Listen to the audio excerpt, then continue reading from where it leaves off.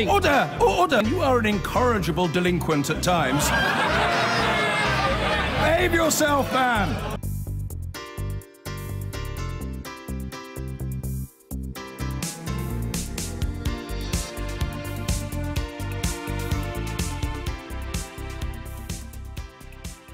Now, online activity by Russian bots, trolls and automated accounts has increased by 4,000% following the Salisbury poisoning and alleged chemical attack in Syria. This is from government analysis that's identified what they call Kremlin-inspired accounts that repeatedly post messages to spread disinformation and distort the truth. Well, Theresa May has said that this disinformation campaign is not just aimed at social media and the UK, it is intended to undermine the actual institutions and processes of the rules-based system, such as the Organisation for the Prevention of Chemical Weapons. We must do all we can at every turn to challenge this. Well, for more on this, let's bring in Sky's defence correspondent, Alistair Bunkle. Quite alarming statistics there. Can you just unpick them for us, Alistair? Yeah, so this is research that's been done by the government in association with others that have they've sort of done deep dives into a lot of accounts that they've isolated as being possible Russian bots. Now, I think what we've got to be careful to differentiate between is those who might be determined as Russian bots, so therefore sort of acting on behalf of the Kremlin, whether they're paid or not, to push out a message from the Kremlin, and those who just have a sympathy with Russia's position on Syria or on Salisbury, for example, but are tweeting in their own personal capacity. There is a big difference there. But the figures are quite extraordinary. They've looked into 45,000, or they've identified 45,000 accounts. I think we've got one of them that they have isolated for us. Now, this is a lady called Partisan Girl, which actually, she is a prolific tweeter, 48.9 thousand tweets in her tweeting history. Followers. Very large follower base, tweeting a lot about Syria and about Russia and about the US and the UK and how they all sort of overlap. Now, the argument by the government is that having looked very deeply into her Twitter history, they believe that some of her tweets are nefarious. So they are not necessarily, she is not necessarily representing an individual with individual views, but her tweets are pushing out a message that is allied to the Kremlin in a certain way. And the UK government has a whole task force just looking at people's Twitter feeds. Well, the UK has GCHQ and the NHSC, which both are very, very concentrated at the moment on Russian online activity in a number of forms. Russian disinformation campaign has really taken off over the last couple of months. It is something that Russia does very well in that sort of sphere of hybrid warfare. It is something that up until quite recently was centred on Eastern Europe, for example. But I think with the Salisbury poisoning, it suddenly came into the British domain and people are much more aware of it now. I mean, I certainly, over the last couple of weeks, the amount of abuse or the amount of pro-Russian messages tweeted on me, tweeted to me or emailed to me has gone through the roof. And I think if you replicate that through the journalistic world, through the political world and through the sort of the general public world, the point is that it keeps pushing a message and pushing a message in different ways. But with freedom of speech, what can you do about it? Well, there's nothing you can do about it on a basic level, and there's nothing you should do about it on a basic level in terms of freedom of speech. It's when it veers into abuse, harassment, or sort of foul language, in a way, which it can do, and that's when it changes and when it becomes a little bit more sinister. OK, Alistair, thank you. Online activity by Russia bots, trolls and automated accounts has increased by 4,000% following the Salisbury poisoning and alleged chemical attack in Syria. Government analysis has identified what they call Kremlin-inspired accounts that repeatedly post messages to spread disinformation and distort the truth. For more, let's bring in Sky's defence correspondent, Alistair Bunkle. So just explain to us what the government is alleging here.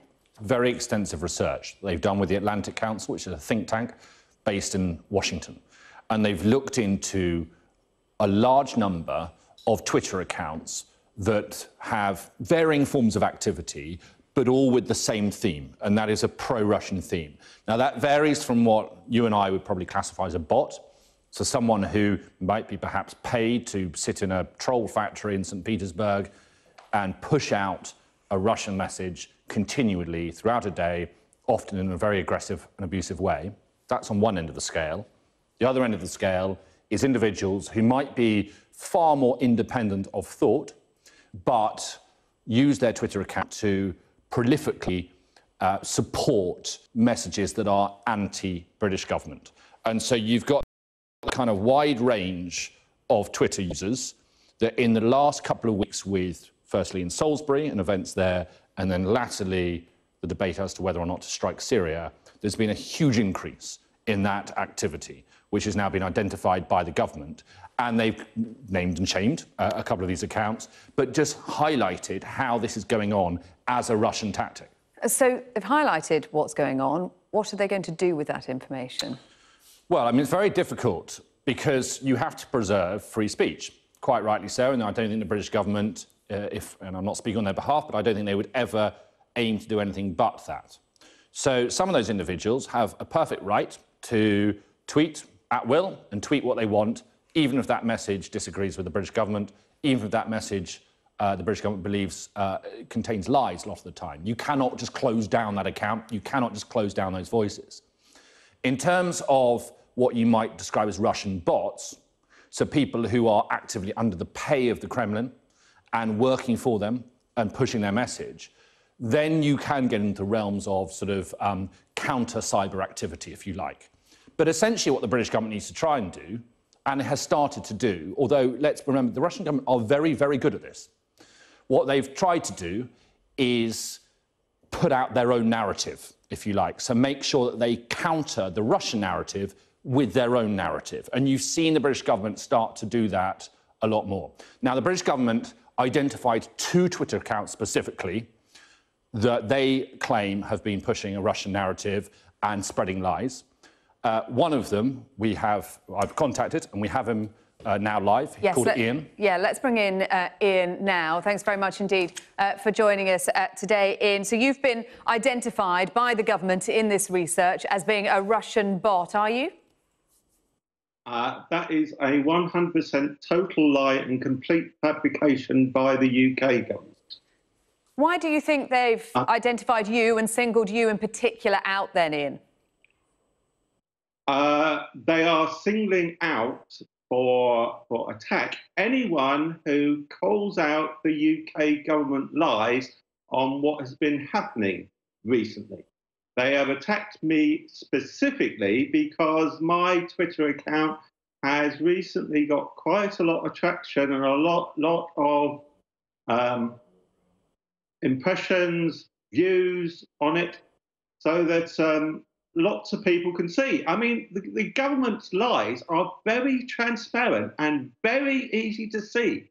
And anybody who applies a smattering of critical thinking will immediately call out numerous lies, and the government position just completely collapses. Well, you had Major General Jonathan Swan on recently on Sky News, and he started off the conversation with, what possible motive would Assad have to carry out a chemical weapons attack when it was guaranteed that that would bring the wrath of the whole world down on him and give the UK and US governments the pretext to bomb?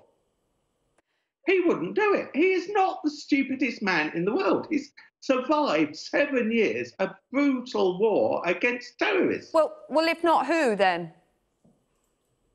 The jihadi terrorists, the Wahhabi Salafis, Jaish al-Islam, who controlled that area, staged the attack. What actually happened in Douma in the attack is that Assad bombed the area as part of his fight to clear out the last of the terrorists. Assad had already recaptured 95% of Ghouta, which was this terrorist stronghold just outside Damascus. I just want to bring in our defence correspondent, Alistair Bunkle, who's with me as well, Ian, to talk to you on this point. Ian, 2 questions. One of that is, and this is what the British government, one of the reasons they've highlighted your account, is that the argument is that you have consistently and prolifically taken an anti-British standpoint. No, I've taken pro-British line. That is completely false. What do you mean by Britain? And you accuse the British government of mistruths. No. But they point out that in 2012, you tweeted this. Please, I think we can see a tweet that you put up in 2012 that says that you were voting for Ron Paul.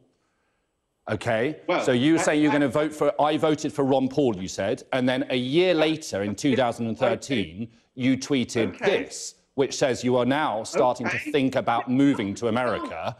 OK, I will shortly be moving to America, which meant that in 2012, you could not have voted for Ron Paul. So they question your authenticity when tweeting. You're trying to cut me off. You're trying to prevent me from speaking, aren't you? No, far away. I was just putting that point to you, but please answer it. OK. In 2012, I campaigned online for Ron Paul during the primaries. Vigorously. I've got loads of tweets. But you said you were voting for him, and the British government say that you were therefore telling lies in 2012. So why should your account be believed now? And instead of saying I supported Ron Paul in 2012, I said I voted for him. Now, I don't know. I can't remember when I did that one tweet out of the 150,000 that I've done. Let's just get back to the point about today, though, and the accusations today, Ian. You are denying that you're a Russian bot. You're saying you have absolutely no links with the Kremlin. So the material that you retweet, the government's identified 100 posts a day from your account, 1,300 posts in 12 days. How do you check the veracity of the information that you retweet, the people that you're retweeting? Do you know them? Do you have Kremlin contacts? I have no Kremlin contacts whatsoever. I do not know any Russians. I have no contact with the Russian government or anything to do with them. I've got no contact with spies. I am an ordinary British citizen who happens to do research on what is going on in the current neocon wars, which are being fought in Syria at this very moment. I check out what is happening by credible journalists. Now, there aren't any of those on Sky News, and there aren't any others in the whole of the Western media. The only people that